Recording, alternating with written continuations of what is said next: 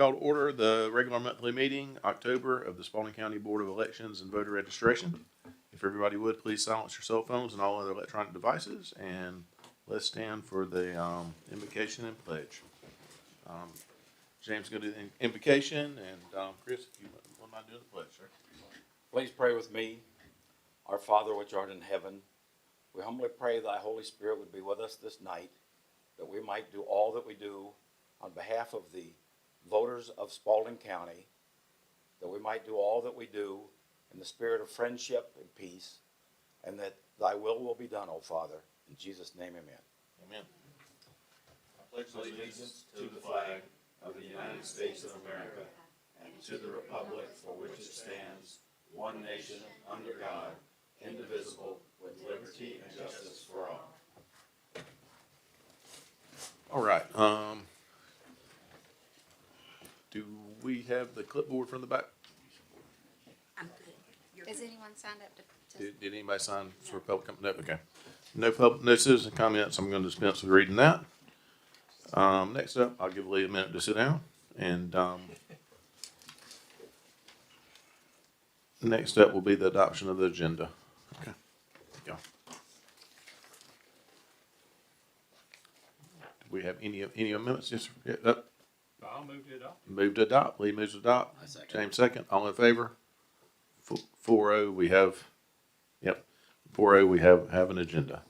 Approval of minutes. Next up. Everybody will flip in the book. September 9th minutes.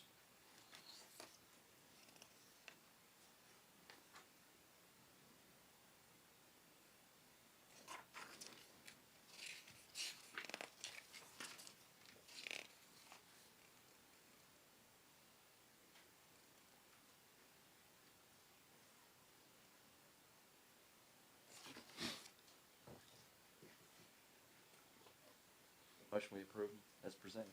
All right. Second. All right. All in favor? All right. 4-0. We have minutes approved. Kim, you were up. Well, let's see. Okay. So we're going to we'll start with the voter registration report by Sandra Hardy. I'm going to just step in here for Sandy. So this is a review of September the 9th through October the 13th, 2025 of records processed. So you have the Jarvis dashboard tiles report. There before you shows you the incoming documents to be processed along with the mail-in walk-in that came into the office. Below that you have a summary of that processing. New voters, out of what you see above there under summary, new voters were 148. Transfers into Spalding County were 232. Address changes were 164. Name changes 4. No change at all, 589 records. Requests to cancel 7 records, and moved out of the county 255. Moving down to the elector list maintenance and confirmation notice. One of those being the NCOA, no change of address confirmation. There is one more day remaining on the 40-day clock that any voters who have not responded, they will then become an inactive status. Let me pause here to clarify. Inactive does not mean someone cannot vote, okay? Inactive is active, and inactive is a way that the state maintains list maintenance. It just means that they've not been active, they've not been either voting, they've not been in contact with us in any form or fashion, so they move to an inactive status. So give you an example, voter walks into advanced voting tomorrow, they have an inactive status, they wish to vote, they're pulled up just like any other voter, and their voter access card is encoded after proper identification is verified, and the voter moves forward to cast their ballot. It then takes their file and moves it from an inactive status to an active status. So I just want to be very clear on what active and inactive mean. Moving down, transfers into Spalding County are 232. Excuse me, I'm sorry, I'm going back up. Back to NCOs. So one day remaining on the 40-day clock. So out of county, under the NCOA, we had returned out of county mailing or returned mail 22 with an out of county address. Let me say that. We had returned mail undeliverable 43. So just to break that down, that means 22 pieces of mail came back to us with an out-of-county mailing address. And what we do, and as provided by law, we send to the voter at that address that is provided to us a voter registration form along with a letter, basically asking them, you have the opportunity to update your information. So, voters are contacted really regularly. Returned out of state mailing addresses. That means that the confirmation went out, came back to us with a postal yellow sticker that has an out of state mailing address. We then send them a cancellation form, asking them to, if they want to cancel their record, giving them that opportunity to cancel their record here in Spalding County, Georgia. Okay? So return mail undeliverable were 13. Within county forwarding mail came to us with a forwarding mail address were 64. And within that part of the confirmation process, mail undeliverable 57. And then you have an Eric Cross State type of confirmation, should be under a title of its own, really. Canceled were 4, return mail undeliverable 8 on those. There were 0 reef tickets submitted, and then the audit update of our office is 70% complete. And our office also, just as an update to you on the deadline for this election was October the 6th. And for voter registration, new voter registration applications, or updates to the voter registration. But today we received a package from the Secretary of State's office at 3:30 p.m. containing 23 pieces of voter registration mail, and those have already been processed accordingly. So just want to keep you up to date on that. And they were stamped as the law provides that they have to be. So. And Kim, so I mean, certainly a lot of effort and resources, time, money, stamps, stuff like that, just to decide whether somebody's active or inactive. I mean, at what point? Just from being able to maintain a clean roll, can they be removed?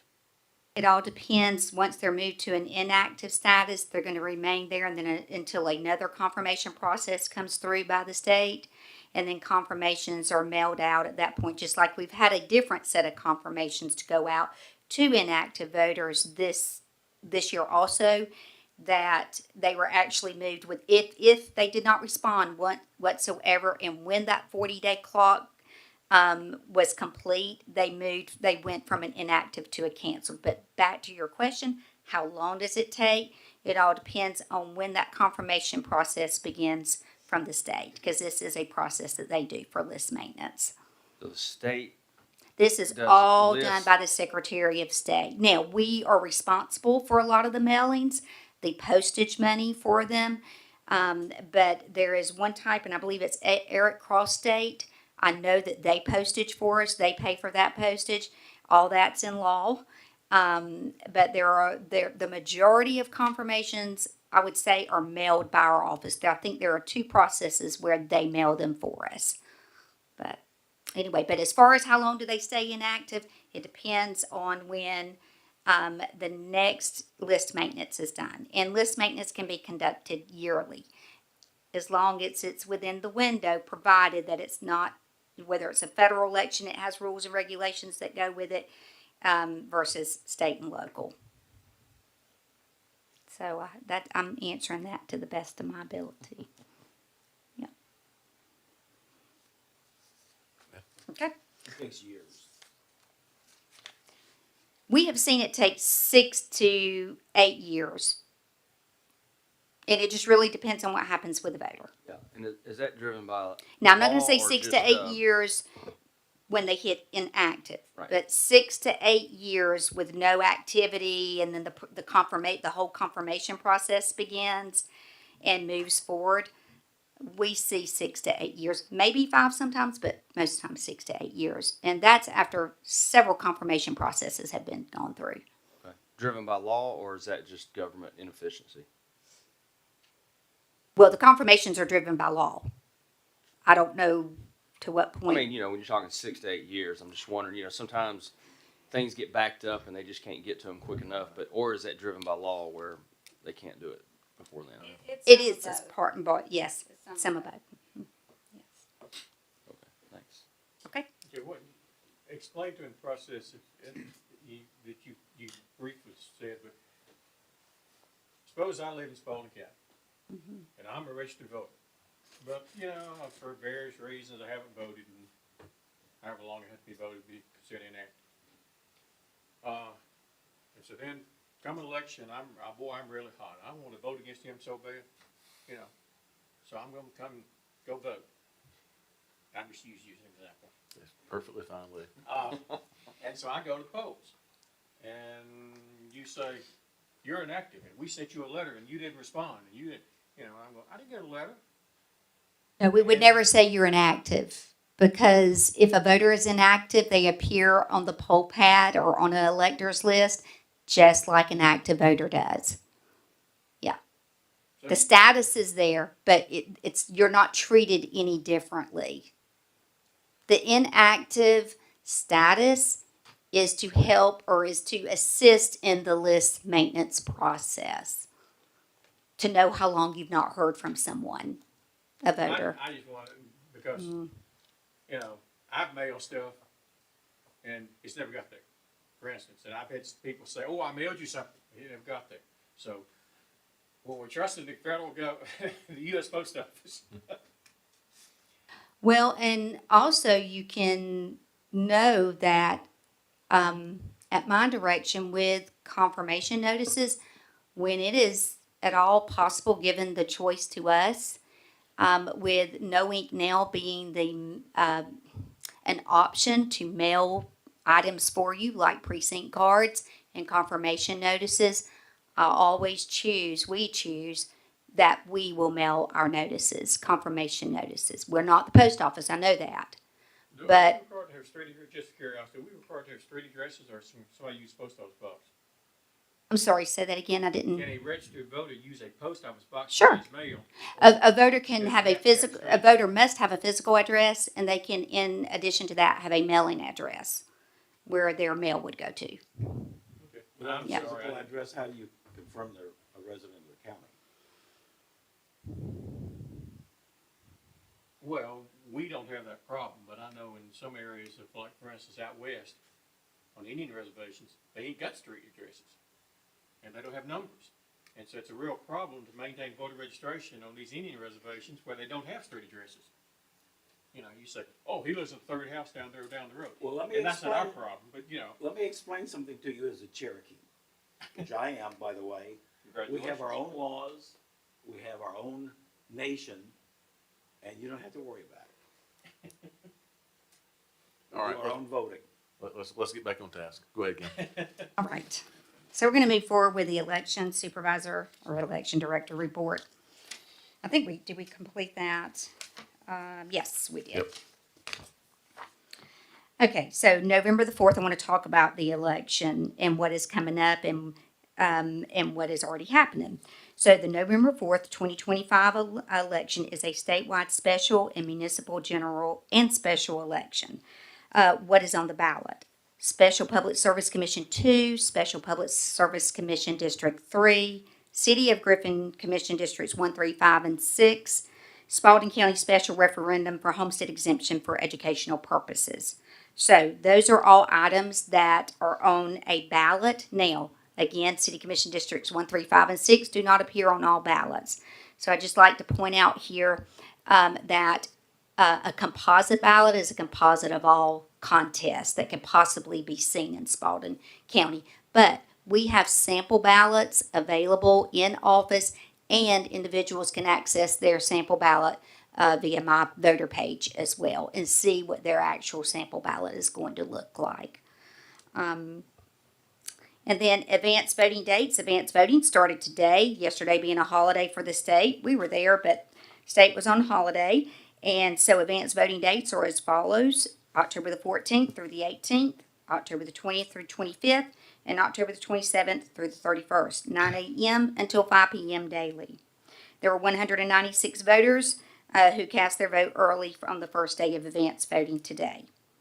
Absentee by mail, 150 absentee by ballots were mailed today. Just remember, this was the first day the law allows for absentee ballots to be mailed. So those all 150 that had already applied went out today in the mail. So I want to read this notice. I know I keep reading it to you, but it's very important to the public. For elderly and disabled voters requesting an absentee ballot by mail, please phone our office should you have any questions. Per the Georgia Secretary of State's Election Division, voters who are elderly and disabled are normally entitled to make one absentee application, which rolls over to all elections in the cycle. However, for any special primary runoff, special election, or special election runoff, voters in this category are required to file separate and distinct applications for an absentee ballot. Any elderly and disabled voter, as described in OCGA 21-2-381A1G and SCB Rule 183-1-14.01, 1 and 2, will have to request an absentee ballot for the special primary on June 17th, possible special primary, and I'm going to skip those because they're already done and said, but also on November the 4th, and possible special election on December the 2nd. We don't really see December 2nd happening right now, but you never say never in elections. So now I'm going to move to the precinct consolidation. Timeline, you all had asked for a timeline. The first thing I want to address is the meeting that we had talked about to be held on November 10th at 6 o'clock p.m. in the evening for public comment. I'm requesting that to be moved to January 13th, 2025 at 6 o'clock p.m. And I will look to the attorney to tell us. 26, Pardon? 2026. 2026, yes ma'am, 2026, thank you. So the correction there, 2026. And the reason being for this is because what I don't want to happen is for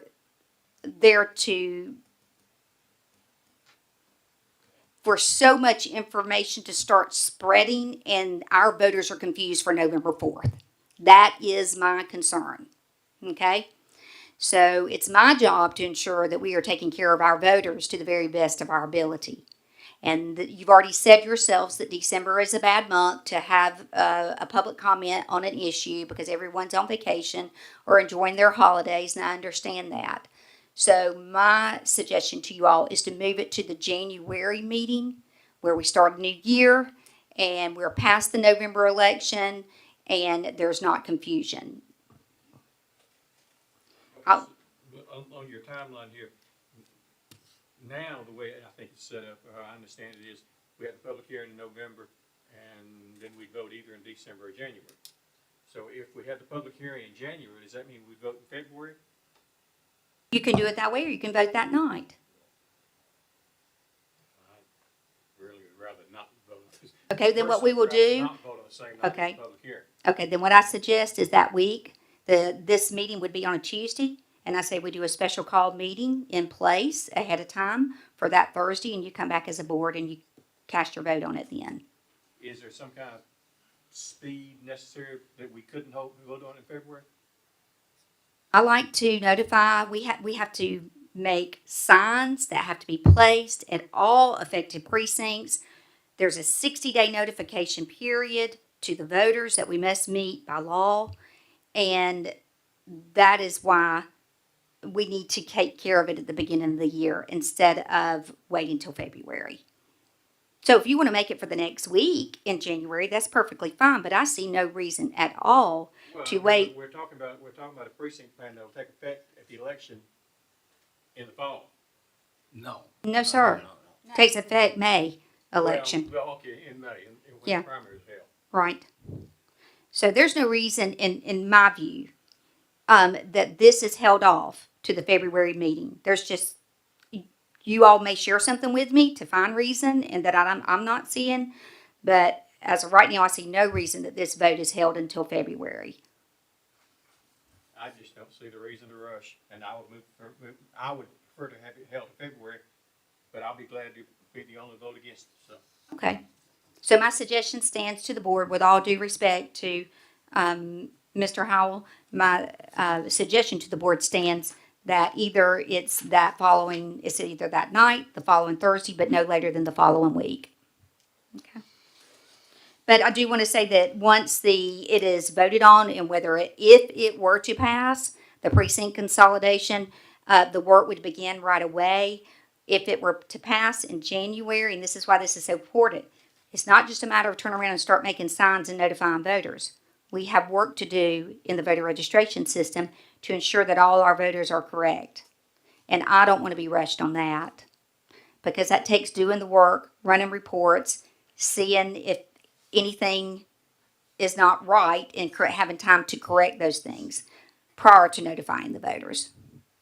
So you entrust me to do the job that I do, and I know what goes behind it or what goes into it, especially on behalf of our staff members as well, and to be able to take care of this in a timely manner and to also prepare ourselves and not be rushing into a heavy May primary election.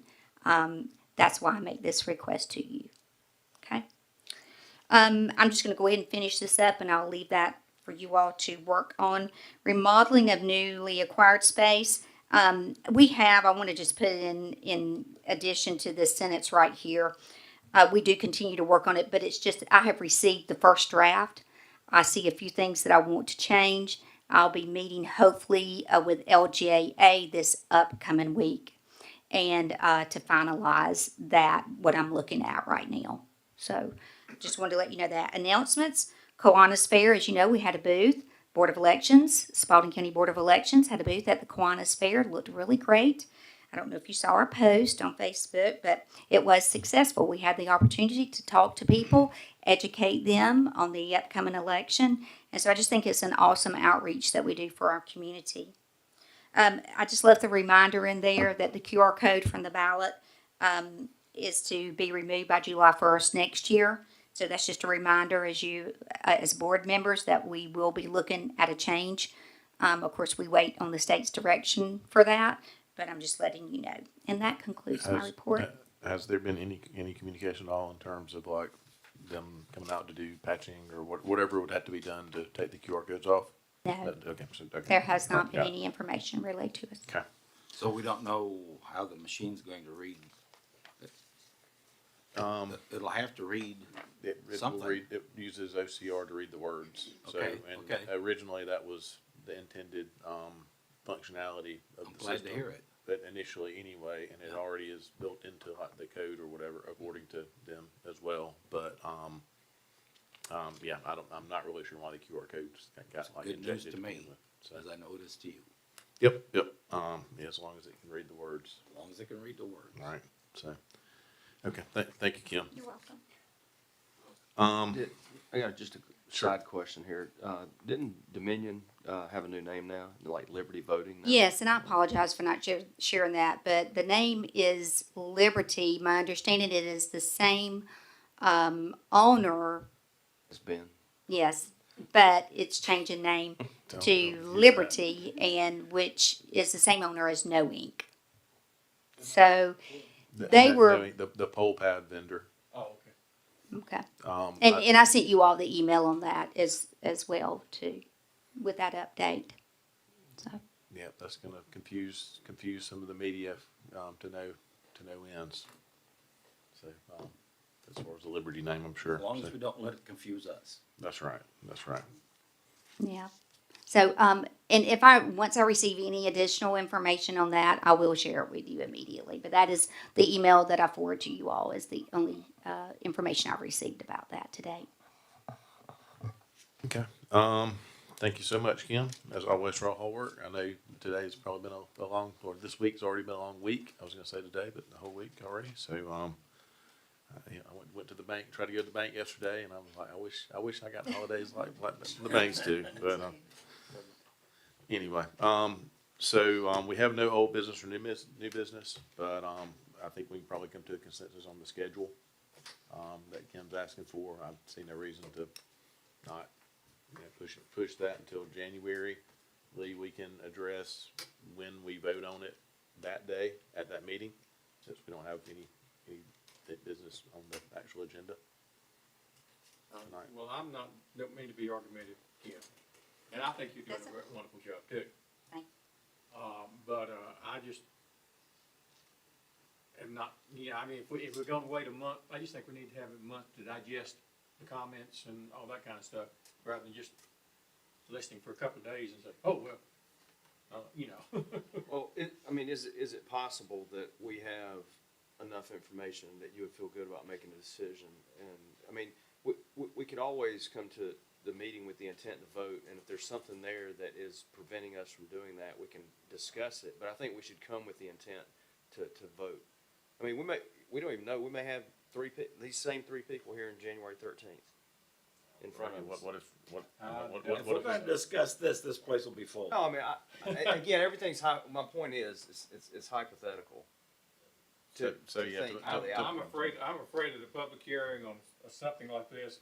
We're gonna be here till, So to my point, some of it may be positive, some of it may be negative. A few people may show up, everybody may show up. We don't know, to Chris's point, to my point.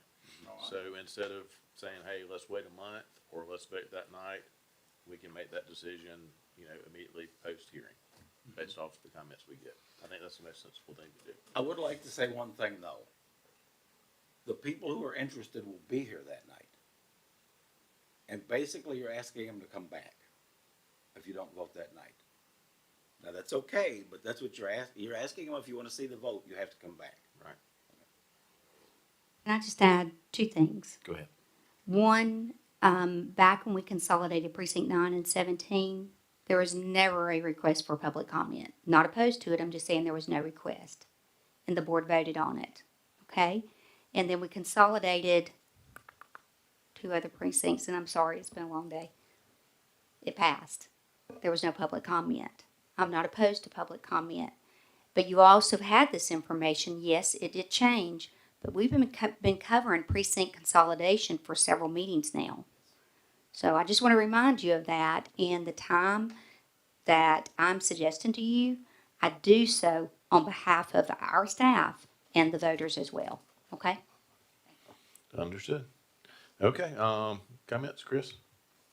No comments? Yeah, thanks. Okay. Lee? I talk too much. This is gonna be a busy year. There's a lot of very important offices that are going to be voted on this year. Well, next year, this coming year. Next year. To me, it's this year, this coming year is this year. But, our people are going to be very busy. And the sooner we can get this done and get it out of their way, the sooner they can have their minds on what they should be on, which is the election. So, to me, the sooner we can get it done, the better. Fair enough. All right. Well, I appreciate everybody. Appreciate all the hard work y'all doing.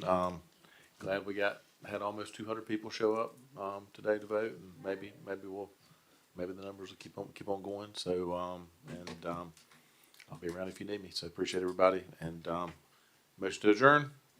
Chris, I think. Second, James. All in favor? All right. We stand adjourned at 6:29. Thanks everybody for coming.